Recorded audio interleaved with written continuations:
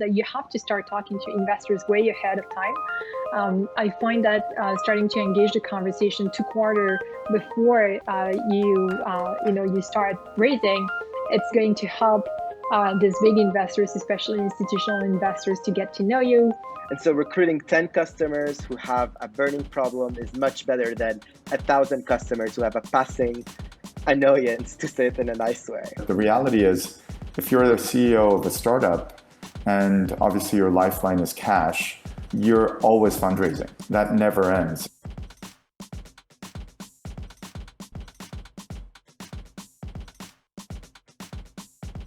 I'd love to just dig a little deeper into your experiences because it really helps startup founders to hear your thoughts based on the week that you had or the couple weeks that you had.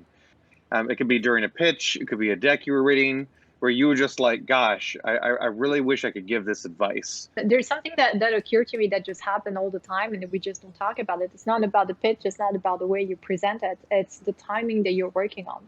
And if you think that we can evaluate a deal in 24 hours, let me tell you, it's just not possible. So many times I hear founders that come to us and say, I really think you're a good fit, and they do their due diligence, they look at Crunchbase, they look at what we invest into, they're like, oh, I love your connection to Japan and Korea. We would love to work with you. You would be a great investor to work with.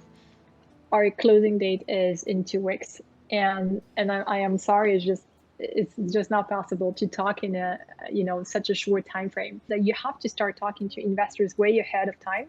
I find that starting to engage the conversation 2 quarters before you start raising, it's going to help these big investors, especially institutional investors, to get to know you and to keep track on your milestones and your progress. And then when it comes to saying, okay, now we're fundraising, we're opening the round, you know us, then you can take a decision quickly, and then you can go through the due diligence process. And so please, reach out ahead of time, give yourself a few weeks to have a list of investors and start to, making connection and open this conversation way before you fundraise. Startup ventures have to have the foresight that if you want the right investor to be with you and to help you achieve your plans, you got to be well in advanced prepping, because the right investors, in my opinion, at least in my knowledge, take their own time to look at your due diligences, to look at your milestones and KPIs,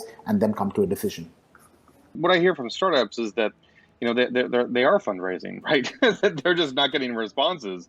They're out and they're trying, and then I can see that it would be pretty rough where after all this effort they're putting out, then they reach the investor, and the investor says, well, geez, guys, you should have come to us 3 months ago. Oh my God, of course I would have loved to talk to you 3 months ago. I mean, it's a little hard if you think about their perspective on that.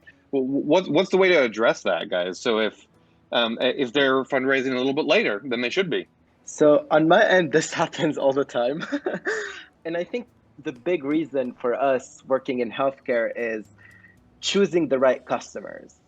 When it comes to customers, most founders don't realize that they get to choose their customers as much as customers gets to choose them.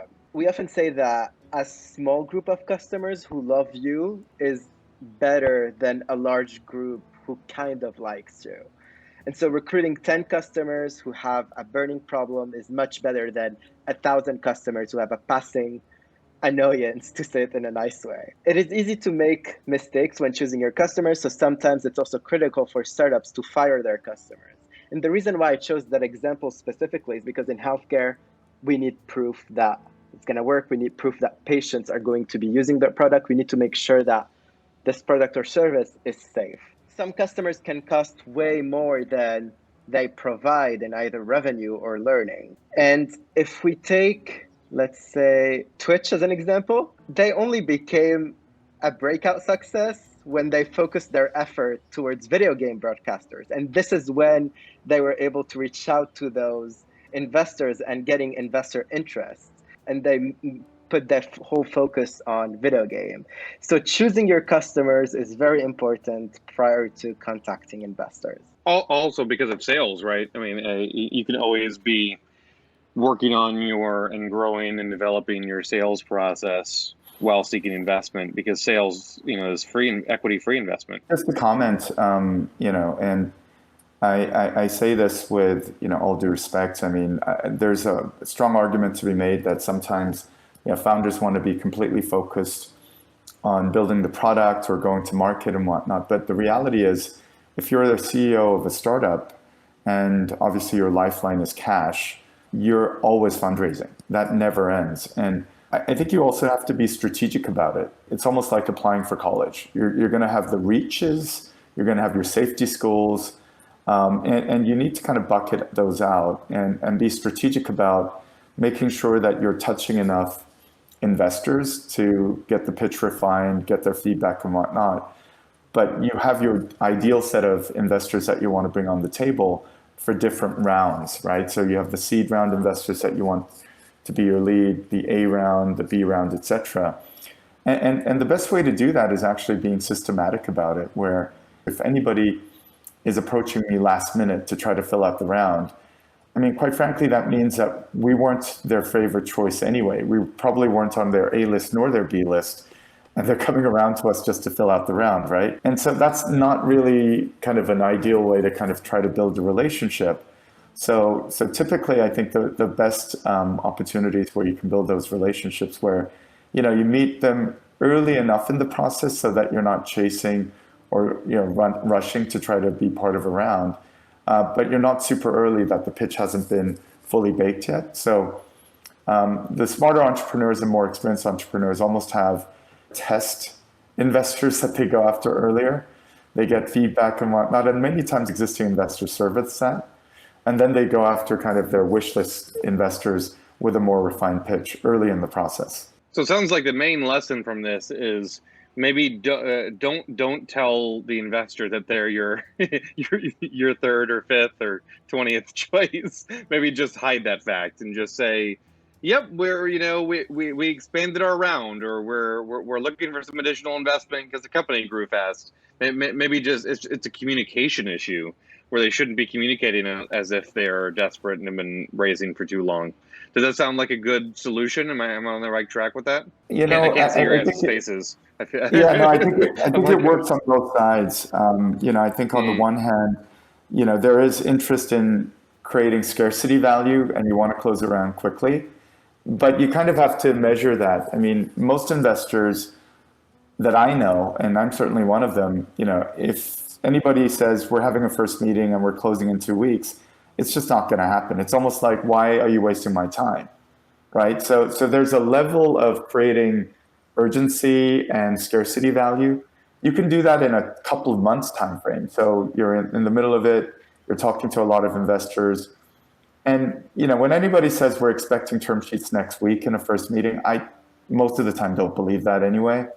So you just have to be realistic and be, I think, more upfront about things rather than to try to create artificial scarcity value and urgency. People say that in meetings, just so you know, we're expecting term sheets next week. They say that in meetings. Yeah, let's just say the less experienced entrepreneurs try to do that, and my interest immediately turns off after that.